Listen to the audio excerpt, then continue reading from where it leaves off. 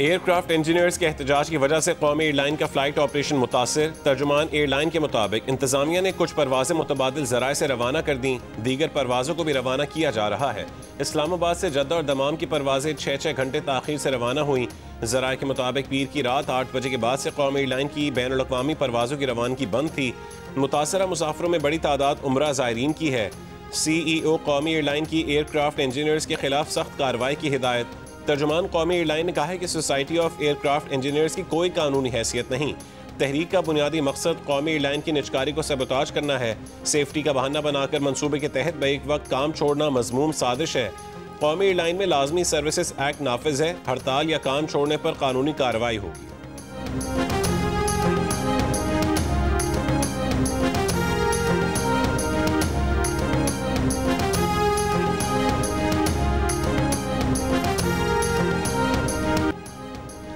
कराची के निश्ते रोड पर डंपर की टक्कर से नौजवान जाम बहक, एहलिया जख्मी। मुश्तल अफराद ने डंपर को आग लगा दी। फरार होने वाले डंपर ड्राइवर को गिरफ्तार कर लिया गया। डंपर एसोसिएशन के रहनुमा लियाकत महसूद मुसल्लह गार्ड के हमरा वाक़ई की जगह पहुंच गए। अवाम का एहतजाज। लियाकत महसूद की गार्ड ने जाते हुए सरेआम फायरिंग कर दी और फरार हो गया। मुश्तल अफराद ने हादसे का सबब बनने वाले डंपर को दोबारा आग लगा दी। लियाकत महसूद ने कहा है कि उन पर कातिलाना हमला किया गया। एहतजाजन नेशनल हाईवे बंद करेंगे। गवर्नर सिंध का सरेआम असलहे की नुमाइश और फायरिंग का नोटिस। कहा कि शहरियों पर बंदूक तानना किसी सूरत काबिल कबूल नहीं। IG सिंध वाक़े का नोटिस लें, मुलजिम के खिलाफ कानूनी कार्रवाई करें। गवर्नर सिंध का जाँ बहक शख्स के लवाहिकीन से इजहार ताज़ियत।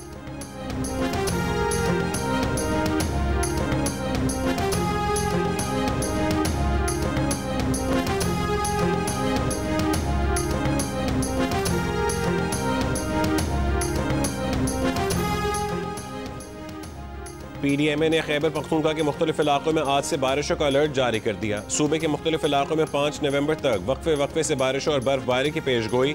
तमाम अजला की इंतजामिया को पेशगी इकदाम से मुतालिक अलर्ट रहने की हिदायत। पहाड़ी इलाकों में लैंड स्लाइडिंग के बायस सड़कों की बंदिश का खदशा है। पंजाब के मुख्तलिफ अजला में स्मॉग की शिद्दत में कमी। लाहौर का फ़ज़ाई मयार आज भी इंतहाई मुज़र सेहत। पार्टिकुलेट मैटर की तादाद 358 रिकॉर्ड। फैसलाबाद में 246, मुल्तान में 219 और गुजरावाला में 195 रिकॉर्ड की गई।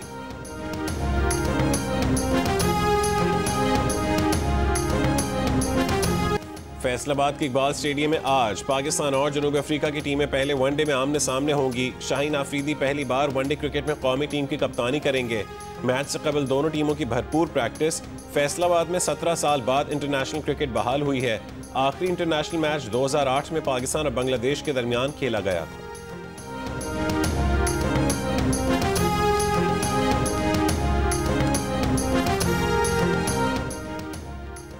DGISPR लेफ्टिनेंट जनरल अहमद शरीफ चौधरी ने कहा है कि ऐसे शवाहिद मौजूद हैं कि भारत इस बार समंदर के रास्ते से कोई कार्रवाई कर सकता है। लगता है कि भारत समंदर के रास्ते कोई फॉल्स फ्लैग ऑपरेशन करेगा और झूठ बोलेगा कि पाकिस्तान के खिलाफ बड़ी कार्रवाई की। हमें भारत की कार्रवाई से मुतालिक पता है, हम मुकम्मल तौर पर अलर्ट हैं। लेफ्टिनेंट जनरल अहमद शरीफ चौधरी का कहना था कि अफगान मीडिया भारतीय मीडिया के साथ मिलकर फेक वीडियोस फैला रहा है।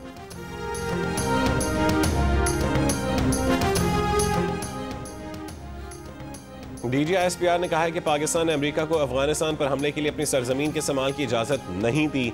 अमेरिकी ड्रोन्स के जरिए पाकिस्तान से अफगानिस्तान में हमले का इल्ज़ाम झूठा है। ना हमारा अमेरिका के साथ ऐसा कोई मुआहदा है कि अमेरिका पाकिस्तान से ड्रोन के जरिए अफगानिस्तान में कार्रवाई करे। पेशावर में सहाफ़ियों से गुफ्तगू में DGISPR लेफ्टिनेंट जनरल अहमद शरीफ चौधरी ने कहा कि सालिसों की दरख्वास्त पर अफगान तालिबान के साथ मुज़ाकरात जारी हैं, वरना हम दूसरे तरीके से भी हल कर सकते हैं। दोहा और इस्तांबुल में एक निकाती एजेंडे पर बात हुई और वो था अफगानिस्तान से सरहद पार दहशतगर्दी का खात्मा। पाकिस्तान में अफगानिस्तान से होने वाली दहशतगर्दी में अफगान फौज के सिपाही भी मुलव्वस हैं। सरहदी इलाकों में मारे गए दहशतगर्दों में बड़ी तादाद अफगान तालिबान दहशतगर्दों की है। इंटेलिजेंस बेस्ड ऑपरेशंस में 1667 खारजी दहशतगर्द मारे गए, जिनमें 128 अफगान तालिबान दहशतगर्द थे। DGISPR का कहना था कि वादी तीरा में ड्रोन्स, ANF और FC के जरिए पोस्ट तलफ की गई। एक सवाल पर DGISPR ने कहा है कि सुहेल आफरीदी खैबर पख्तूनख्वा के चीफ मिनिस्टर हैं, वो बस इतना ही कहेंगे। वो पब्लिक सर्वेंट हैं, किसी पर इल्ज़ाम नहीं लगा सकते। KP में गवर्नर राज की खबरें तखय्युलाती हैं। अगर ऐसा कोई फैसला हुआ तो हुकूमत का दायरा इख्तियार है।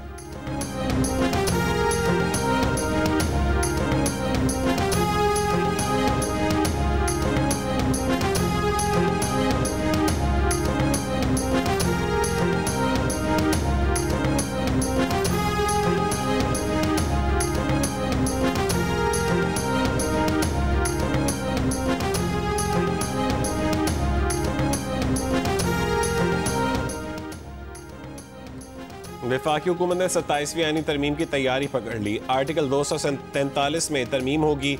आईनी अदालतों का क़याम, पूरे मुल्क में एक ही निसाब का होना भी 27वीं तरमीम की तैयारी में ज़ेर गौर आने का इम्कान है। वज़ीर मुमलिकत बराए कानून बैरिस्टर अकील मलिक ने कहा है कि 27वीं तरमीम पर बात चल रही है। जियो न्यूज़ के प्रोग्राम रिपोर्ट कार्ड में बात करते हुए अकील मलिक ने कहा कि NFC अवार्ड के मौजूदा फार्मूले में तब्दीली की ज़रूरत है।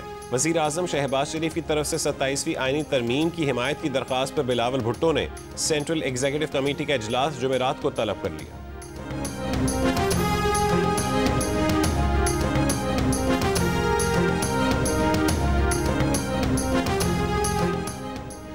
तहरीक इंसाफ के रहनुमा असद कैसर ने कहा है कि 27वीं आईनी तरमीम से अदलिया का किरदार मुकम्मल ख़त्म किया जा रहा है।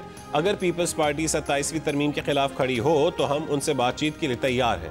आइन की बहाली, NFC अवार्ड पर बिलावल भुट्टो से भी बात करने को तैयार हैं। सेनेटर अली जफर ने प्रोग्राम कैपिटल टॉक में गुफ्तगू करते हुए कहा है कि 27वीं तरमीम में सदारती अख्तियारात और NFC को छेड़ा जा रहा है।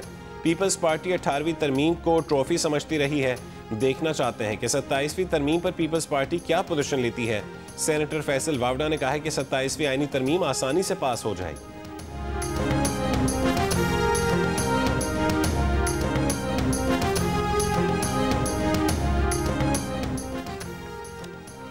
वज़ीर आज़म के मुशीर बराए सियासी उमूर राना सनाउल्लाह का कहना है कि 27वीं तरमीम को ऐसी खौफनाक चीज़ बनाकर पेश किया जा रहा है जैसे तूफान हो।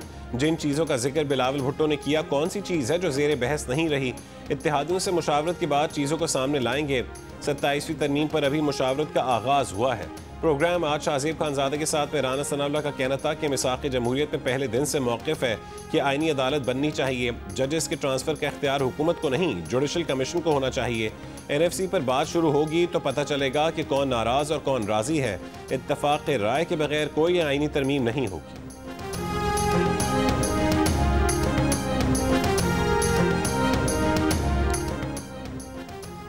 सदर मुमलिकत आसिफ अली जरदारी 3 रोज़ा सरकारी दौरे पर कतर पहुँच गए।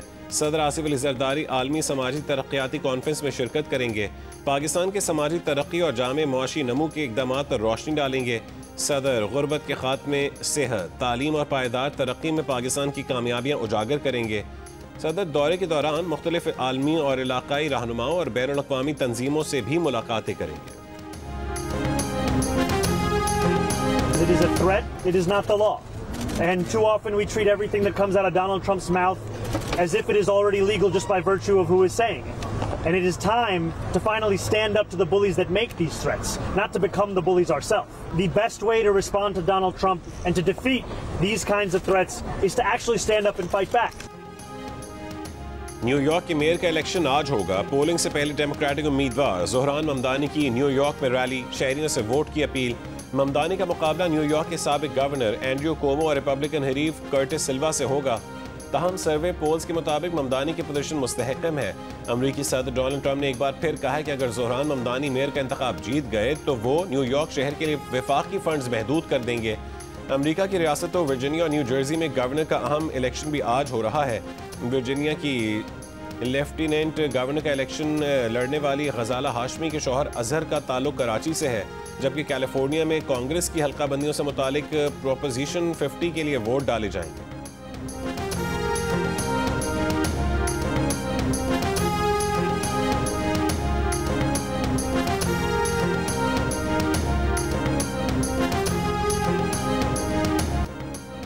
सऊदी अरब इब्राहिमी मुआहदे में शामिल होगा, हम हल निकाल लेंगे। अमेरिका के सदर ट्रंप का इंटरव्यू में दावा। मेज़बान ने सवाल किया था कि शहजादा मोहम्मद बिन सलमान ने वाज़ेह किया है कि वो उस वक्त तक इब्राहिमी मुआहदे में शामिल नहीं होंगे जब तक 2 रियासती हल नहीं निकाला जाता।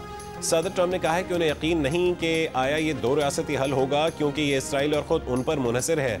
सऊदी वली अहद शहजादा मोहम्मद बिन सलमान 18 नवंबर को व्हाइट हाउस का दौरा करेंगे।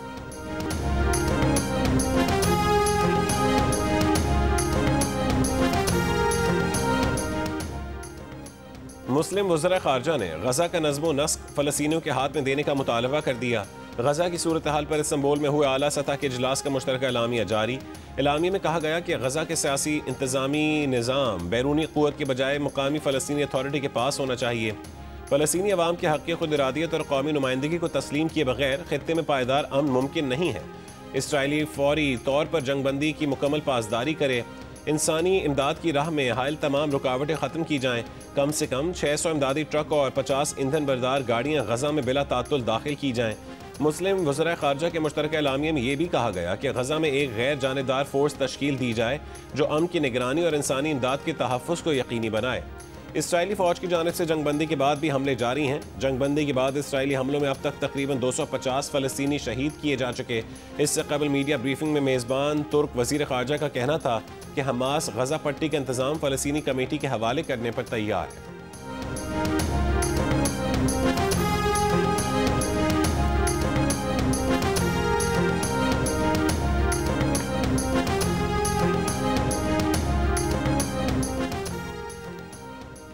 दो नवंबर को सिक्योरिटी फोर्सेस की खैबर पख्तूनख्वा में 2 कार्रवाइयाँ। भारतीय प्रॉक्सी फितनल खवारिज के 3 दहशतगर्द हलाक।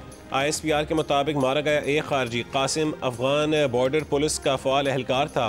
टांक में मारा गया इकरामुद्दीन उर्फ अबू दजाना भी अफगान दहशतगर्द था। पाकिस्तान अबूरी अफगान हुकूमत से मुतालबा करता रहा है कि मौसर बॉर्डर मैनेजमेंट यकीनी बनाई जाए।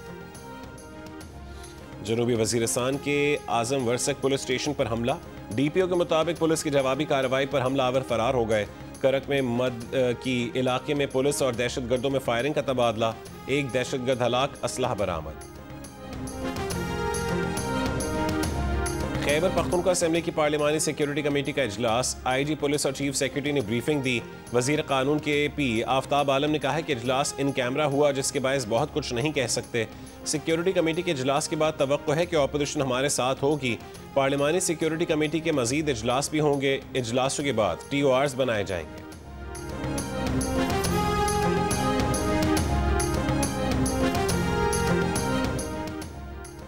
पाकिस्तान समेत दुनिया की दीगर मुल्क किसी को बताए बगैर एटमी तजर्बात कर रहे हैं।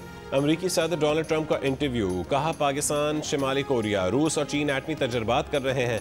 ये तजर्बात ज़मीन में बहुत गहराई में होते हैं जिससे सिर्फ लर्जिश सी महसूस होती है। ट्रंप ने कहा है कि अमरीका के पास इतने एटमी हथियार हैं कि वो पूरी दुनिया को 150 मरतबा तबाह कर सकता है। अमरीका कभी एटमी हथियार इस्तेमाल नहीं करना चाहता, लेकिन एटमी तजर्बात करके अपने एटमी हथियारों की कारकर्दगी जांचना चाहते हैं। चीन ने ट्रंप के बयान की तरदीद कर दी। कहा कि एक जिम्मेदार एटमी मुल्क की हैसियत से चीन की एटमी हिकमत अमली सिर्फ दिफाई रही है।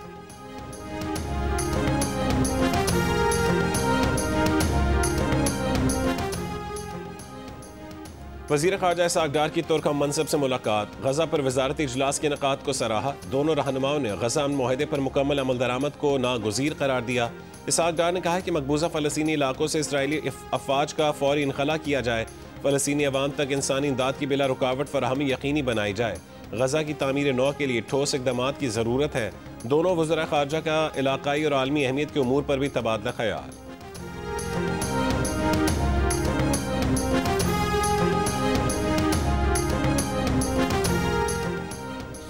मुल्क में फ़रोख्त होने वाले सिगरेट ब्रांड्स में से तकरीबन 81% पर टैक्स स्टैंप न होने से बड़े पैमाने पर टैक्स चोरी का इंकशाफ। हालिया सर्वे के मुताबिक सिर्फ 12% मसनूआत पर बाकायदा टैक्स स्टैंप पाया गया, जबकि तकरीबन 7% ब्रांड्स ऐसे थे जो बैक वक्त टैक्स शुदा और बगैर टैक्स दोनों सूरतों में दस्तयाब थे। कानूनी सिगरेट कंपनियों के साथ साथ एक मुतवाज़ी गैर कानूनी तकसीम का निज़ाम भी सरगर्म है।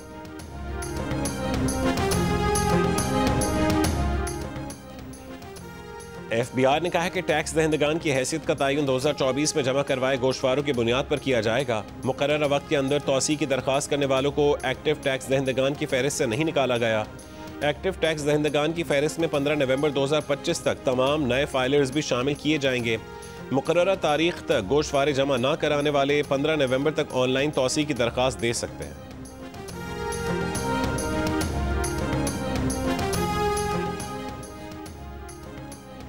हैदराबाद में 24 घंटों के दौरान डेंगू के मजीद 570 मरीज रिपोर्ट। शहर में 2 महीने के दौरान घरों में डेंगू से जाँ बहक अफराद की तादाद 26 हो गई।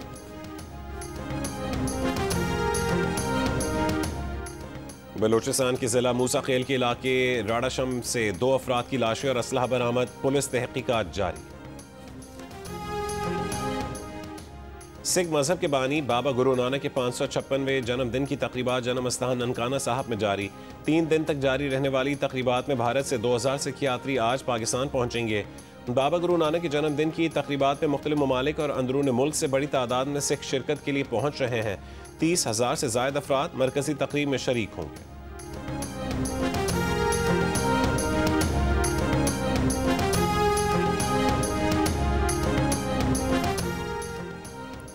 इस साल के लिए MBBS और BDS के पासिंग मार्क्स एक बार फिर 50% कर दिए गए। Pakistan medical and dental council ने 65% पासिंग मार्क्स का नोटिफिकेशन वापस ले लिया। MBBS और BDS के लिए 85% हाजिरी की शर्त भी खत्म, 75% हाजिरी की शर्त बहाल कर दी गई।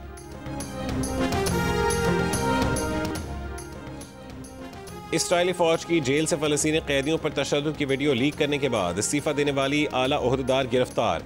Major general Yifat Tomer Yerushalmi military advocate general थी। लीक वीडियो अगस्त 2024 में इस्राइली चैनल ने नशर की थी। तशद्दुद के बाद कैदी को जख्मी हालत में अस्पताल मुंतकिल किया गया था। वाक़े के बाद 5 अहलकारों को हिरासत में लिया गया था। गुज़िश्ता हफ्ते वीडियो लीक मुकदमे की तहकीकात का आगाज़ हुआ। इंक्वायरी के दौरान जनरल तोमर को जबरी रुख्सत पर भेज दिया गया था, जिसके बाद तोमर ने इस्तीफ़ा दे दिया था, जिसके बाद उनकी गुमशुदगी, फिर बाजियाबी और अब गिरफ्तारी के ऐलानात सामने आए।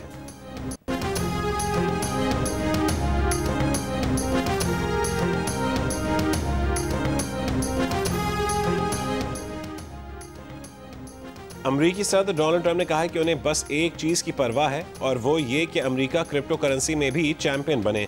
एक इंटरव्यू में उन्होंने कहा है कि क्रिप्टो आज दुनिया की सबसे बड़ी सनत बन चुकी है और अमरीका इस वक्त इस शोबे में चीन समेत तमाम ममालिक से बहुत आगे है। ट्रंप का मजीद कहना था कि चीन अब तेज़ी से क्रिप्टो के मैदान में दाखिल हो रहा है, लेकिन वो नहीं चाहते कि चीन इस शोबे में अमरीका को पीछे छोड़ दे। ट्रंप ने साबिक सदर जो बाइडेन पर तनकीद करते हुए कहा है कि बाइडेन ने इब्तिदा में क्रिप्टो की मुखालफत की, लेकिन जब देखा कि क्रिप्टो वोटर्स ट्रंप के साथ हैं तो उन्होंने सिर्फ वोट लेने के लिए मौक़िफ़ बदल दिया।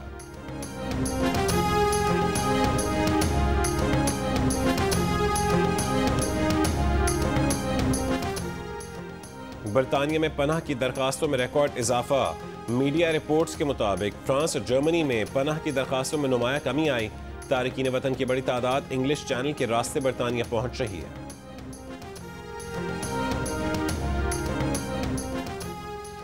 मारूफ भारतीय सहाफ़ी राना अयूब और उनके वालिद को जान से मारने की धमकियां। मीडिया रिपोर्ट्स के मुताबिक बैनुल-अक़वामी नंबर से वीडियो और फ़ोन कॉल्स के जरिए धमकियों में मुल्ज़िम ने मुतालबा किया कि राना अयूब 1984 के सिख फसादात पर कॉलम लिखें वरना अंजाम भुगतें। कमेटी टू प्रोटेक्ट जर्नलिस्ट का भारतीय हुकाम से राना अयूब और उनके ख़ानदान का तहफ़्फ़ुज़ फ़ौर यकीनी बनाने का मुतालबा। कहा कि सहाफ़ियों के खिलाफ तशद्दुद और खौफ की फ़ज़ा नाकाबिल कबूल है। भारतीय हुकूमत ज़िम्मेदार अनासर की फ़ौरी शनाख्त और गिरफ्तारी को यकीनी बनाए।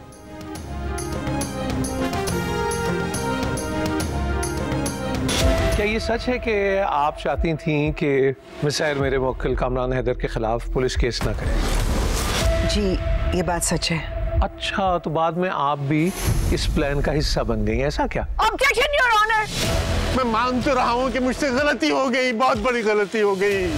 साथ कुछ भी हो जाए तुमने गुस्सा नहीं करना। जियो न्यूज़ के सीनियर एंकर पर्सन और मारूफ तज्जियाकार शाहजेब खानजादा के जियो टीवी के नाजरीन के लिए लिखी गई पहली कहानी मुआशरे के छुपते हुए जुर्म का पर्दा चाक करती नजर आ रही है। रेप का शिकार सहर क्या उलझनों से खुद को निकाल पाएगी? देखिए केस नंबर 9 की आने वाली एक साथ बुध और जुमेरात की रात 8 बजे सिर्फ जियो टीवी पर।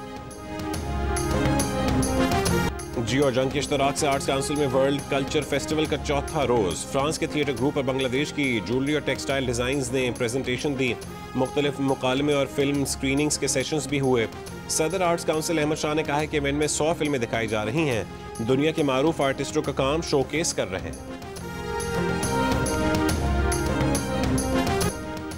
आगा खान म्यूजिक अवार्ड 2025 में उस्ताद नसीरुद्दीन सामी के नाम एजाज पेट्रन्स अवार्ड से नवाजा जाएगा। उस्ताद सामी को ख्याल गायकी के कदीम सूफी सिलसिले को जिंदा रखने पर आलमी सतह पर खैराज तहसीन। सामी खानदान की मौसीकी ने पाकिस्तान की क्लासिकी रिवायत को आलमी सतह पर रोशनास कराया।